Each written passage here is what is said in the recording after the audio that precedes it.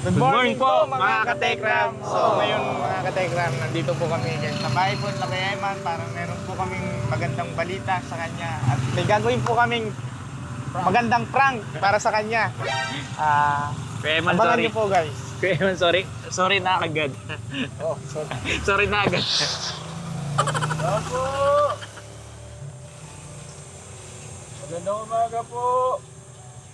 Morning. Sorry Morning. God bless. Si Kuya Dandan, kilala mo na? Apo, aking tapos ko. Si Kuya Tipoy, namit mo na siya, di ba? May may problema lang tayong aayusin. Sarado ka lang po. Sige. Nakakasama kasi ng loob yung... Ay, mamaya na pala. Umalis po si Mama Tay eh. Ay, nasaan? Pumunta po doon kay kay Mayor para po yung sabi po niya nakaraan na asikasuhin po. Yung pwede makahingi siya ng tulong. Apa. So ikaw pala nagbabantay kay ate. Apa kami, dalawa lang po ni ate. Ako, sorry. Dahil sa problema, hindi na ako nakabili ng Okay lang po. May natanggap kaming liham. Apa. Ay, doon na lang natin pag-usapan. Baka may makarinig dito eh. Sige po. Morning, ate. Na-miss ko si ate. Yung ilaw mo ko yun. Ay, ganito dito. Kailangan mo. Morning. Ay, tutuwa naman ako. Oh. Morning, ate. Ay, nako, sorry. Hindi kami hindi kami nakadaan sa palengke. Emergency kasi may kailangan. Ay, suot niya yung relo Oh, maganda ba? Kumusta? Kumain ka na? Kumain ka na. Okay. May kasama ko ulit, the Pogi. Ayan si Kuya Dandan, si Kuya Tipoy. Ayan, tsaka yung isang nagmumurang kamatis. Tingnan tonto. Ano ba yung nagmumurang kamatis, Kuya Martin? Nag-iisip Sorry. Sorry, mali yung term ko, Kuya Martin. Sorry. May kailangan tayong pag-usapan na hindi niya dapat marinig. Sige. Siguro doon muna tayo. Apa. Siguro. Hindi, kailangan din nilang malaman kasi nga, para malaman ng mga bata yung hindi dapat gawin. May kailangan ka ba sabihin sa amin, Kuya Eman? Pa. May kailangan ka bang... Wait lang, hinahanap ko lang yung May kailangan ka bang ipagtapat sa amin, ganun? Tay, sasabihin din po. Okay, sige. Ano yun? Baka kasi... Po kasi, di ba po tayo yung video po na about po sa amin, in-upload po nung Sunday morning. Tapos po, si Tita Glo po, yung may-ari po ng bahay, napanood po niya. Yeah. Tapos po, na-pera niya po tayo na na nilita na doon daw po mag-aral. Pero po yung pag-aaral ko po doon, working student po ako. Lahat po ng expenses is ako rin po mag-work po about po doon.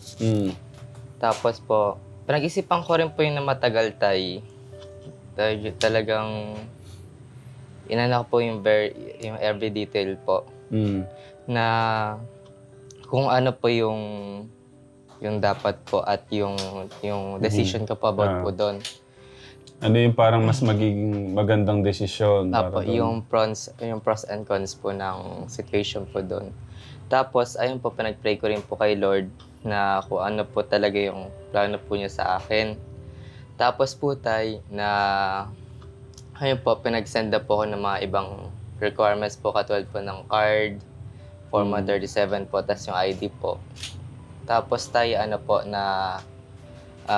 pinaschedule na rin po ako sa exam para requirements po kasi siya ng school po doon po. Ayun po. Pero sabi po ni tita, hindi pa po yun 100% sure. Kasi po na yung show money tatay, yung sa bawat bansa po kasi meron pong requirements po ganun. Tapos, workout pa po. Kaya hindi pa rin, sabi po tita, hindi pa rin daw po 100% sure. Yung parang ano niya sa'yo. Apa. Maliban doon. Wala naman po tayo. Apa, wala naman. Kasi may nag-PM sa amin, nag-send kuya, na nakita daw kayo sa SM, may kasama kang girlfriend mo daw yun. Girlfriend po? Ayan o. Pwede ko ba makita tatay para Si Kuya ma-explain Eman ko po yun, yung scholar nyo. Di ba bawal po sa inyo yung scholar na may girlfriend o boyfriend? Ba't di nyo po alam yung ginagawa ng scholar nyo? Dinloloko po kayo ng scholar nyo. Sige po. Pwede ko po ba tayo makita? Kasi po, nagpaalam din po kay mama about po doon na hindi po tayo sa girlfriend po Kasi po, yung kami po magkakaibigan tayo. Meron po kami circle na merong lalaki, babae po. Talagang closeness po namin sa isa't isa tayo. SM, hindi po ako pumunta sa SM tayo that time. Diyan lang po kami sa Gapan Robinson po. Robinson pala, sorry. Apa. Parang mall kasi, mall. Apa. Sabi niya. So, Robinson. Oh, no! Tapos, holding hands kayo. Holding hands po. Hmm. Hindi po talaga kami tayo, di po sinungaling. Hindi, ano yung holding hands? Tapos, may yakap ka daw. Sinundan kayo, oh. Kuya Eman, kung naiya ka magsabi na meron kang tinatago kong girlfriend, Opo. huwag ka nang mahiya. Mahirap kasi kung linuloko mo na kami. Tayo hindi po talaga. Meron po nagkagusto sa akin po. Meron po talaga. Kaya tanong niyo pa po kay mama, pumunta po yan dito. Tanong niyo po kay mama, hindi po, kahit kay ate lang po niya, nagdala po na pagkain. Tinapat po siya ni mama, sabi po niya na ayaw niya po muna ng ganun, focus po ako. Tinapat ko rin po tayo. Kahit tanong niyo pa po kay mama. Yan. Siguro yun yung talaga yung sinasabi nito.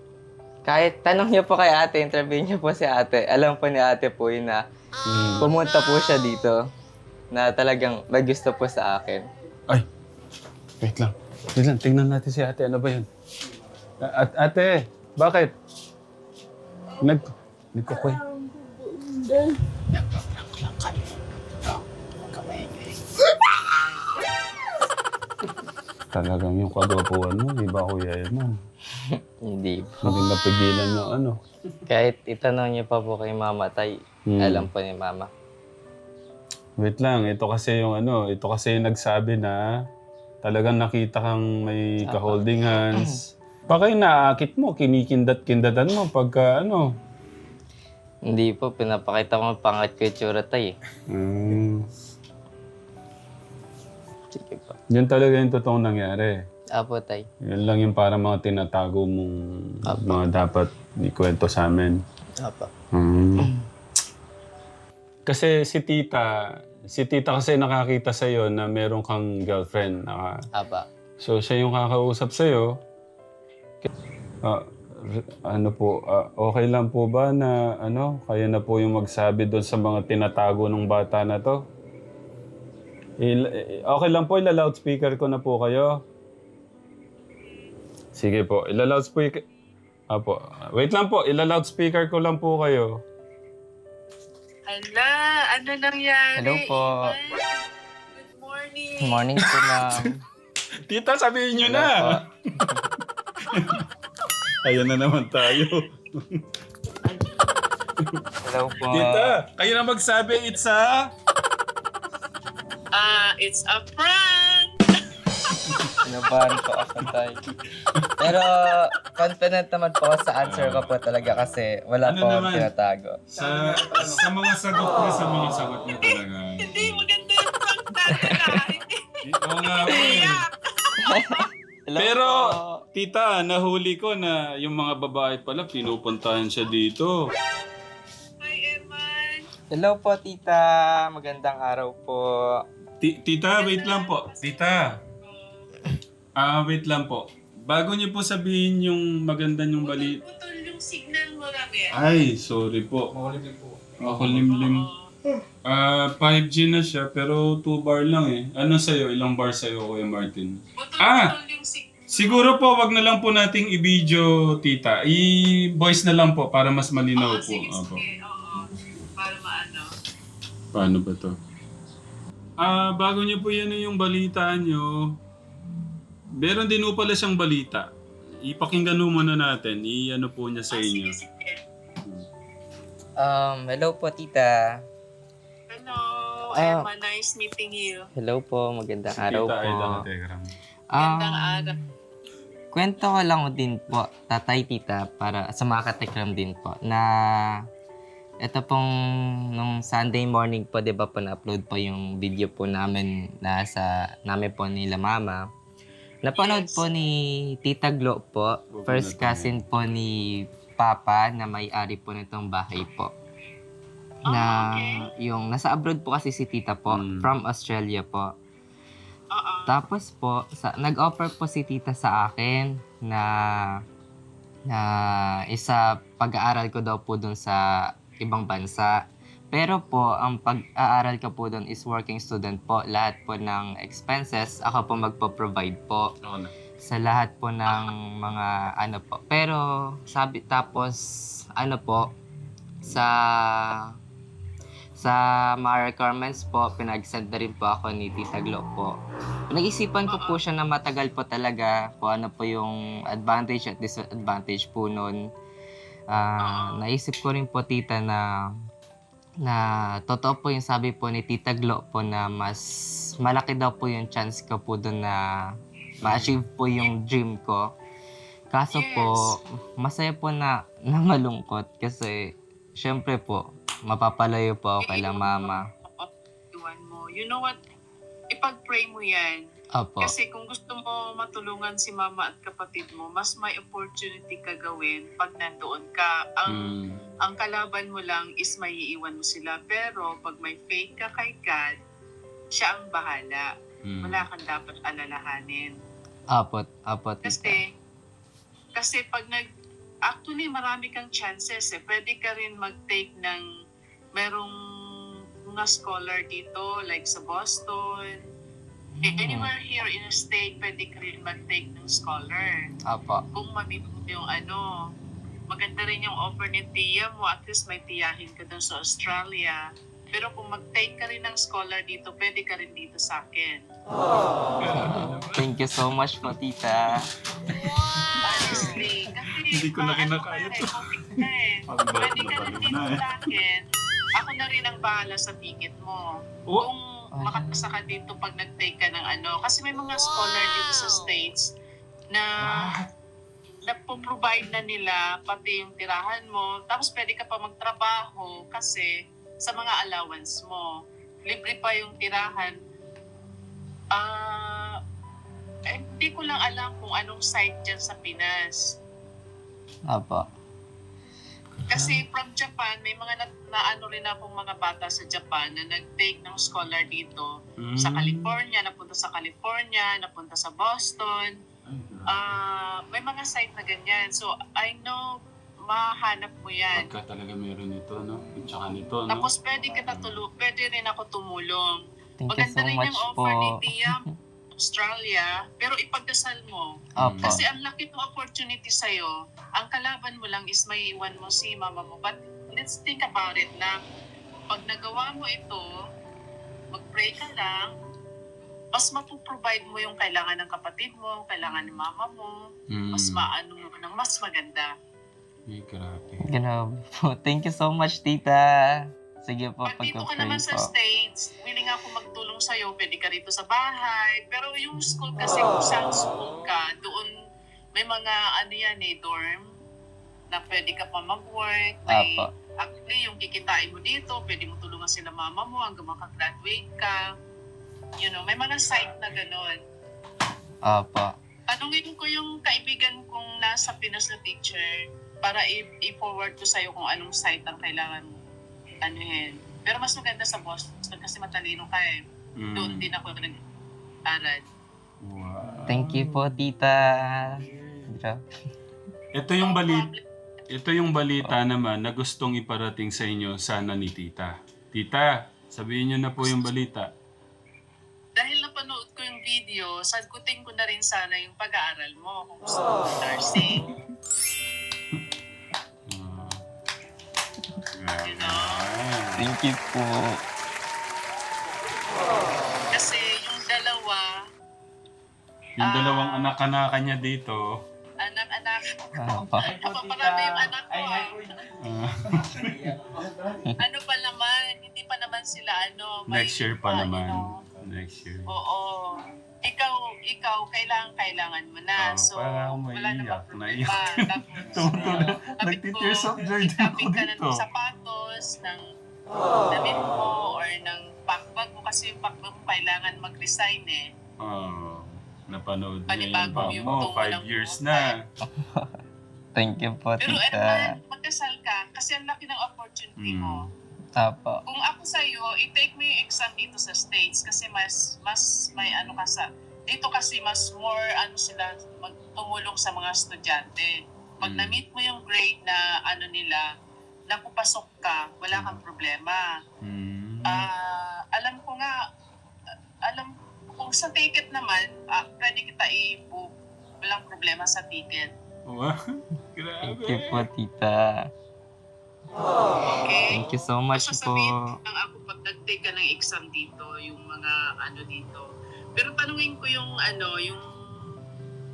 kamag-anak kong teacher. Nagaling na siya dito eh, pero nag-decide siya sa Pinas na Nagano yung tears ko. Apa. Oo. Mag-pray ka, Eman. Para kung saan Apa, talaga tita. yung will ni God para sa'yo. Kasi alam ko mayroon kang destined talaga na para sa'yo eh. Pero ang lakas ng ko na somewhere not sa Pinas ang mo eh. Thank you po, apa. Thank you, tita. Kung dyan ka naman sa Pinas, willing din kami tumulong sa'yo kung ano yung gusto mo. Kung ano kasi nasa puso mo, yun ang sundin mo kasi doon ka mag-a-achieve eh. Yung mo. You know? Hindi mo na problemahin sa alawan, sagutin ko na din. Ay, grabe naman. Thank you po, tita. Oo. Thank you so much po. Kasi alam ko magastos yung nurses. May 4 akong napatapos na nurse. Thank you po. Oo. Wala po masabi. Na-shocks. Oo. Talaga eh, God's time talaga yung ako din. In time lang talaga na itong dalawa na wala na ako ngayon pinag-aaral. So ito talaga siguro yung call ko sa dalawa. Siguro Tapos ikaw, napanood ko. Thank you. Ipag-pray mo lang. Ipag-pray mo kasi napakaganda ng plano ni God. Mas doon mo anuhin. Tsaka kung saan ka masaya, saan yung... Mararamdaman mo naman kasi eh. Apa. You know? Apa, tita. At saka andito lang kami. Kung ano magiging decision mo, andito lang kami. Pag-isipan mo mabuti, ipag-pray mo, mas maganda yung plano ni God. Alam mo ba yung word na sinabi ni Tita Aida? Igagapang ko siya. Wow. Yes. Thank you so much po, tita. Parang umaiyak. Nung nabasa ko yung igagapang ko siya, sabi niya ganyan. Thank you po. Nadagdagan na naman yung isa niyang anak, sabi ko. Grabe nung puso. Yes. Grabe. Yung mga ganong word na feel ko eh. Igagapang ko siya, sabi niya ganun. Apa, Naawa thank you po. ako naawa ako.